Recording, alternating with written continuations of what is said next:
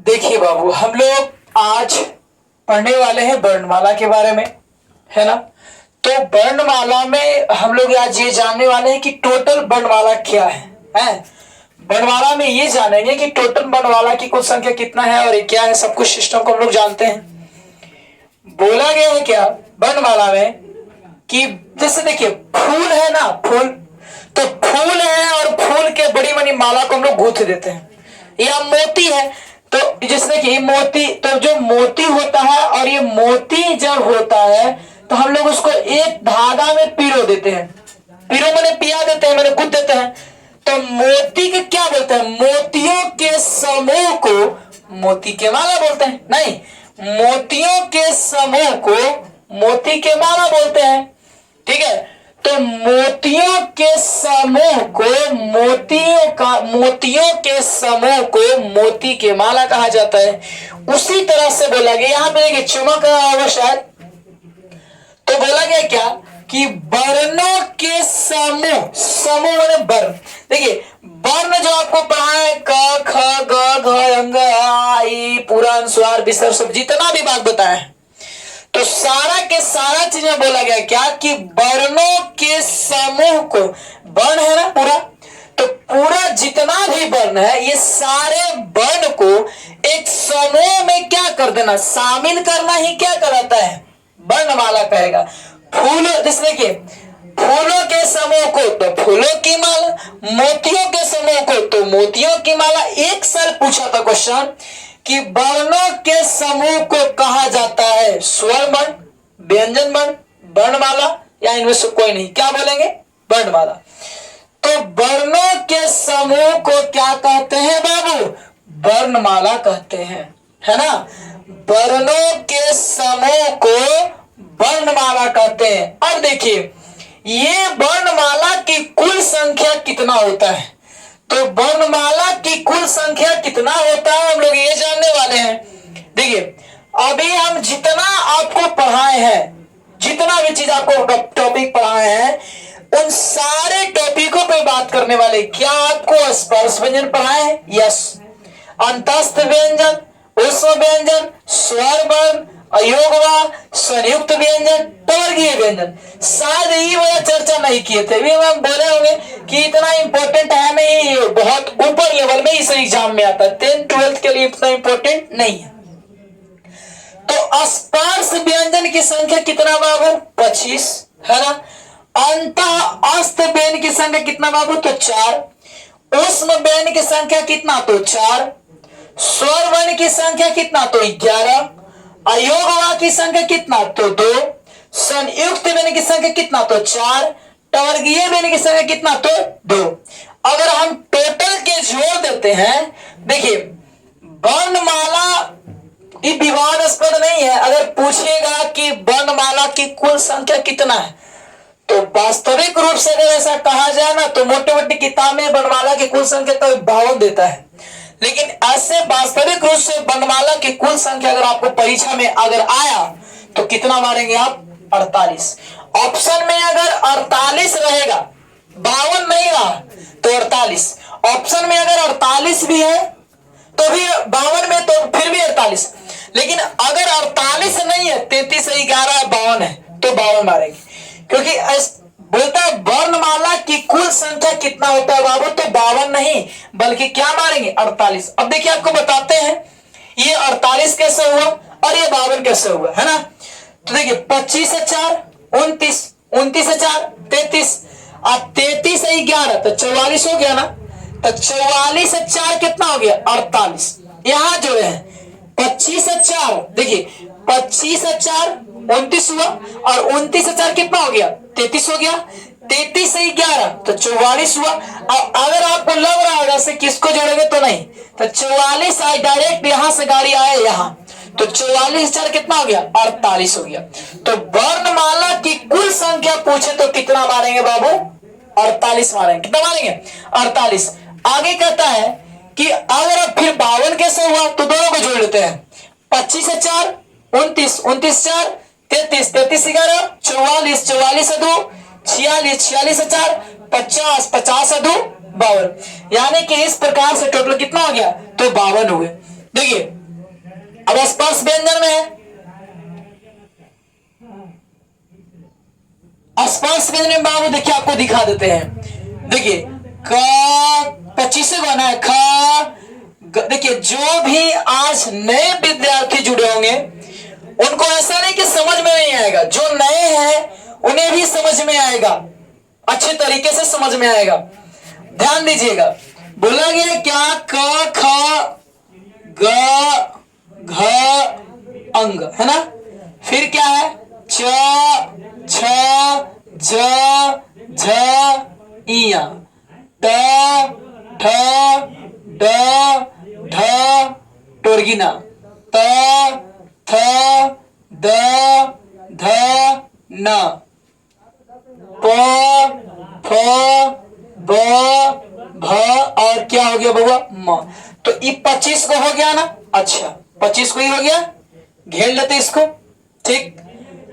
1 2 3 कि 5 कितना हो गया, 25 हो गया। अब इसके बाद बोला गया अंतः अस्त व्यंजन, तो अंतः अस्त व्यंजन की संख्या कितना होता है, तो 4 होता है ना। तो इसको हम लोग ये जानने वाले हैं, कौन कौन है, य र ल व, क्लियर है ना। अंतस्थ व्यंजन के फिर है क्या हमारा, पुष्प व्यंजन, तो उसमें जोड़ लेते हैं, कौन कौन है, तालाबी सा, मूर्धन्य सा, दंती सा और क्या है बाबू, ह, ठीक है। अब इसके बाद में बोला जाए तो स्वर वर्ण, तो स्वर वर्ण की संख्या कितना, 11, अ आ ई उ री ए और क्या है बाबू, ऐ, फिर क्या है, ओ और औ। देखिए 1 2 3 4 5 6 7 8 9 10 11, ठीक है। अयोगवाह की संख्या कितना होता है, तो 2 होता है, एक अन और एक क्या है, आ। संयुक्त व्यंजन की संख्या कितना है, तो 4 है, संयोगी छ त्र ज्ञ और क्या है, स्र है। टवर्गीय व्यंजन की संख्या कितना है, ड और वही वाला ढ, बस यही है ना टोटल। अब हम लोग यहां आपको बताते हैं बउआ, देखिए हो गया ना, स्पर्श व्यंजन 25 गो, अंतस्थ व्यंजन 4 गो, तब 25 से 4 29, उसके बाद में उष्म व्यंजन 4, तो 29 से 4 33। परीक्षा में अगर पूछिएगा कि व्यंजन वर्ण की कुल संख्या कितना, तो 33 होते हैं। स्वर वर्ण की कुल संख्या तो 11 होते हैं, अंतस्थ वर्ण की संख्या तो 4 होते हैं, उष्म वर्ण की संख्या तो 4 होते हैं, अयोगवाह की संख्या तो 2 होते हैं, ठीक है। अब इसके बाद में देखिए 25 4 29 29 4 33 33 11 44 44 से 4 कितना हो गया, 48। इस तरह से हम लोग जान गए बउआ कि वर्णमाला की कुल संख्या पूछे तो कितना होता है, 48 या कितना होता है, 52। तो आपको हम दोनों पक्ष में बता दिए कि 48 क्यों होता है और कैसे होता है, और 52 कैसे होता है, आपको दोनों बताए। क्लियर हो गया ना। तो वर्णमाला को एक बार हम लोग रिकॉल कर लेते हैं। वर्णमाला कहते किसे हैं, तो वर्णों के समूह को देखिए एक अच्छे तरीके से आप इसे कॉपी में लिख सकते हैं, इसकी स्क्रीनशॉट ले लेगा बाबू, एकदम आपको दिक्कत नहीं होगा। इतना जान लीजिए, आपको YouTube पर बहुत सारे वीडियो देखेंगे, लेकिन अगर आप चाहते हैं कि एक सही से क्लास दम सीरियल वाइज से ढंग से मिले, ऐसे कुछ लोग क्या करते हैं, कुछ टीचर ऐसे होते हैं जो अच्छे अच्छे मीठे मीठे वाला मतलब हल्का हल्का टॉपिक को पढ़ा देते हैं और ये गहराई तक जा नहीं पाते हैं। तो आपको ऐसा इस चैनल पे नहीं मिलेगा, जो भी टॉपिक पढ़ाएंगे एकदम फ्रेश, एक बार पढ़ लिए, आपको क्लास करने की आवश्यकता फिर नहीं पड़ी, ऐसा है। अगर आप सही से रेगुलरिटी बने रहे तब। देखिए तो वर्णों के समूह को क्या कहते हैं, वर्णमाला कहते हैं, है ना। वर्णों के समूह को वर्णमाला कहते हैं। इसकी संख्या कितनी होती है, 48 या 52। तो 48 से मारिएगा, ज्यादा सही है।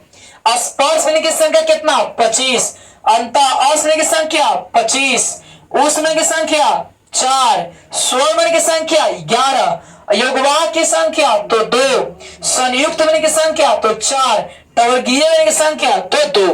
क्लियर है? अब हमारा खत्म होता है यहाँ पे कुछ बाबू। देखिए वर्णमाला की संख्या तो 48, स्वर की संख्या तो 11, व्यंजन की संख्या तो 33। 33 कहां से कहां तक? 25 से 4 29, 29 से 4 33। देखिए यहीं तक स्पर्श व्यंजन और अंतस्थ व्यंजन और उस व्यंजन 25 4 29 29 4 33। इस तरह से हम लोग सभी कंप्लीट कर लिए हैं। वर्ण में आपको दिक्कत नहीं है, बस एक वीडियो और बनेगा शायद, उसके बाद में वर्ण में आपको कोई टॉपिक कहीं से उठा करके देखिएगा, एक भी मिस्टेक नहीं होगा और एक गो गलती नहीं होगा, दम लिखित गारंटी दावा के साथ है। ठीक है? अब अगला नंबर है हमारा कुछ मात्राएं। तो मात्राएं में कहता क्या है कि स्वर वर्ण के उच्चारण में, स्वर वर्ण के उच्चारण माने क्या होता है? स्वर वर्ण के बोलने में, स्वर पढ़ा है ना, तो स्वर वर्ण के उच्चारण में या स्वर वर्ण के बोलने में जिन स्वर मूलक चिन्हों का प्रयोग किया जाता है, स्वर वर्ण के उच्चारण में जिन स्वर मूलक चिन्हों का प्रयोग किया जाता है तो उसे हम लोग क्या कहते हैं? मात्राएं कहते हैं। ठीक है? उससे हम लोग क्या कहते हैं? मात्रा कहते हैं। उसे क्या कहते हैं? मात्रा कहते हैं। इसकी संख्या 10 होती है। मात्राएं की संख्या कितनी होती है? तो 10 होती है। अब देखिए मात्राएं की संख्या, यहां देखिए बाबू इसको मिटा रहे हैं, अच्छे तरीके से इसे कॉपी में नोट कर लीजिएगा। फिर बोला है क्या कि मात्राएं की संख्या कितना होता है? तो 10 होता है। देखिए यहां पे हम लोग अच्छे तरीके से समझते हैं। ठीक? और ये था हमारा मात्राएं। जैसे आपको बैठना है तो बैठने के लिए क्या चाहिए? कुर्सी चाहिए ना। बिना कुर्सी के कैसे बैठ सकते हैं? आपको हवा खाना है तो हवा खाने के लिए क्या जरूरत है? पंखा की जरूरत है। लिखना है, मार्कर से लिखना है तो क्या चाहिए? बोर्ड चाहिए ना। तो उसी तरह से स्वर वर्ण के उच्चारण में, बोलने के लिए जो स्वर मूलक चिन्हों का क्या कहता है? प्रयोग किया जाता है, उसी को क्या कहते हैं? मात्रा कहते हैं। और मात्राएं की संख्या पूछेगा तो कितना बाबू? 10। स्वर की संख्या 11, लेकिन मात्राएं की संख्या कितना? 10। आइए देखिए, अ तो होगा नहीं क्योंकि अ में कोई मात्रा है नहीं लगा हुआ है, तो आ होगा, एक होता है हर्षई, एक होगा दीर्घई, है ना। आ हर्षई दीर्घई, हर्षऊ दीर्घऊ, फिर क्या है? ए आए री ए आए ओ हो, गलती हो गया। आ हर्षई दीर्घई, हर्षऊ दीर्घऊ, फिर क्या होगा? री, फिर होगा ए आए ओ और बाबू ओ, यही ना है। ये है हमारा कुल मात्राएं की संख्या कितना आता है? 10 है। 1 2 3 4 5 6 7 8 9 10। अब देखिए इसका चिन्ह क्या है? इसका चिन्ह है बस यही, इसका चिन्ह है ये वाला, इसका चिन्ह है ये वाला, इसका चिन्ह ये है और इसका चिन्ह ये है।